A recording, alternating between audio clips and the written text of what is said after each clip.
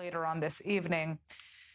Joining us now is our security analyst, Yaakov Lapin, to kind of further discuss what's happening on the ground. Now, Israeli officials say that Hamas has been strengthening in recent weeks since we saw this ceasefire put into place. But what does that mean in practical security terms? Are we talking about manpower? Are we talking about weapons, command structure, or all of the above? It's all of the above. Look, in terms of weapons, what Hamas can do and what they have been doing is collecting unexploded ammunition, and there is quite a few of that all around Gaza, and using it to build their own weapon systems. They can't smuggle weapons because the border crossing with Rafah is under Israeli control. They can't manufacture right now, but they'll be looking to restart their domestic weapons production. So right now it's about collecting unexploded ammunition, using it to build new IEDs, a variety of weapons, mortar shells, whatever they can try and build, they will do that.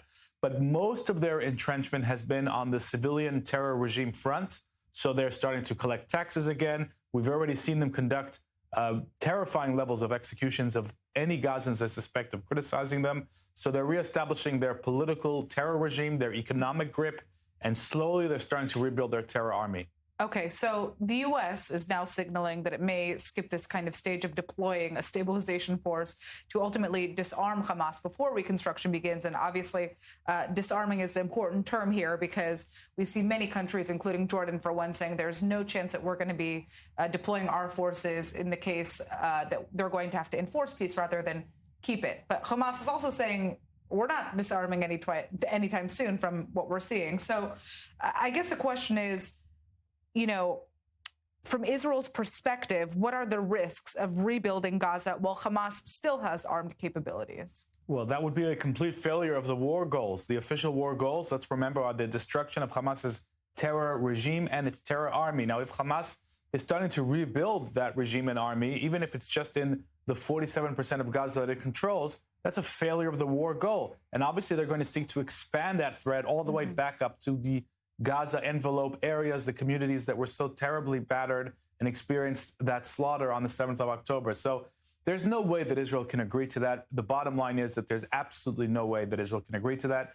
And everybody's just, stuck in this sort of slow-moving dance towards the inevitable collapse of this ceasefire because, as you say, Hamas is never going to disarm. And the United States is beginning to realize, the Trump administration is beginning to realize that no international force can disarm Hamas. So who is going to disarm Hamas? Obviously, it's the IDF. There's nobody else who has the capability, the willingness, the ability to take on the world's most challenging urban warfare arena. It's only the IDF. So the only question is, when will Israel be able to diplomatically recruit the Trump administration to that understanding, to accepting that? That's the real sort of battlefront right now. It's diplomatic, and it's going to take time. It looks like it's going to take time. In my view, it's an inevitable conclusion. Of course, that brings me to the next question, which is kind of the public Israeli response to this inevitable reality that you're talking about. The ceasefire has been incredibly important for families across this country. We're talking about, hundreds of thousands of Israelis who have been in reserves for almost 2 years now. Yeah. And this has been a very welcomed break from that. The question is whether or not Israelis are going to support the continuation of this war, what we know about the numbers and what that means, of course, politically for Netanyahu and his government. Well, look, I don't know about the political angle, but I think that most Israelis understand that what's happened in Gaza is unfinished business. You're absolutely right that the break in fighting was very much needed by hundreds of thousands of reservists who needed to go back to their families, to their businesses. There's no question about that. But when we look at the strategic situation is that Israel cannot, in the long term, tolerate the continued existence of Hamas as a regime that controls its territory. That cannot be allowed to exist in the post-October 7th world, and that's an official Israeli war goal. So I think that most Israelis understand that there is unfinished business. There may be arguments about when the fighting has to resume, in what form, in what scope. These are all things that are up for debate. But in the long term, I think it's the majority opinion that in Israel that Hamas cannot be allowed to control any territory in the Gaza Strip if we want to really transform the Gaza Strip and make sure that it doesn't pose that kind of threat. And I'll just add one more thing. The Gaza border envelopes, and I was just there in that area a couple of days ago, and it's very delicate, the rebuilding, the coming back. These processes are very delicate. These are very traumatized communities. If anybody thinks that these communities can withstand another serious terror attack, even in the form of, let's say, multiple anti-tank missile attacks fired from Gaza that kill, God forbid, civilians. If people think that these communities can withstand that kind of threat and just carry on flourishing, they're dead wrong. That area cannot tolerate another major terror attack, and that's why it's critical in the long term to finish this job. My personal opinion is, on the assumption that the Saudis only need something symbolic, we can find language that Israel can live with, because ultimately it's only language. It's to give the Saudis the rubber stamp, the approval, so they can go forward with us. They also, I mean, do you really think the Saudis want a Palestinian state? They need to tick the box. So if it's just ticking the box, we can do it. Interesting. It's funny, I see that you're kind of nodding there. Is there something that you want to add to that, or a differing opinion on what I think I agree with Mark's analysis in terms of what the Saudis require. Now, let's add to that this is a political minefield back here in Israel. This is something that could actually tear apart the coalition, because even if it's just at the rhetorical level, without getting too much into the politics, this is a threat to the coalition. Now, beyond that, I think, Israel has got to stake out a clear policy regarding this question. In other words, if it's just rhetorical and Israel is seen to agree rhetorically to the idea of a Palestinian state, then it's going to come under pressure because there are many vested interests in the world that want to see a Palestinian state.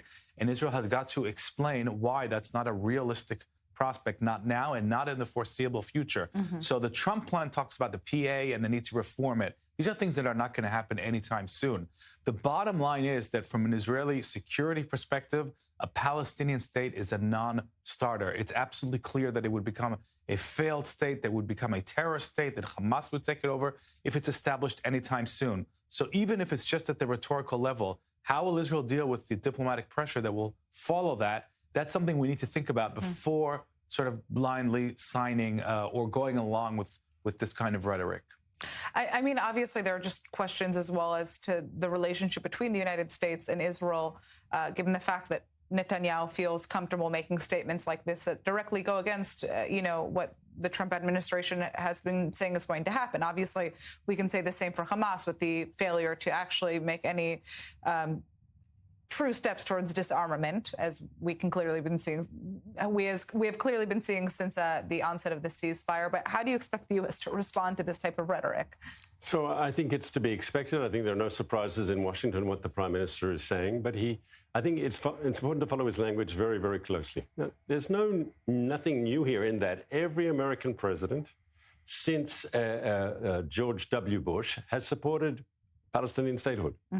Obama after him, after that Biden, and Trump. And I remind everyone, Trump in his first term put a plan on the table that called for Palestinian statehood with so many restrictions that even the Israeli right could embrace it.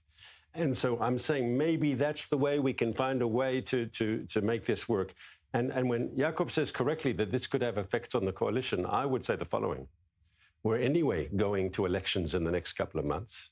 There will be elections. There has to be in 2026. And so if the coalition falls apart because he made peace with Saudi Arabia, is that good or bad for the Prime Minister, Yaakov? Well, I think that would certainly put him in a pole position. Exactly. So maybe he doesn't have to worry about that. Interesting.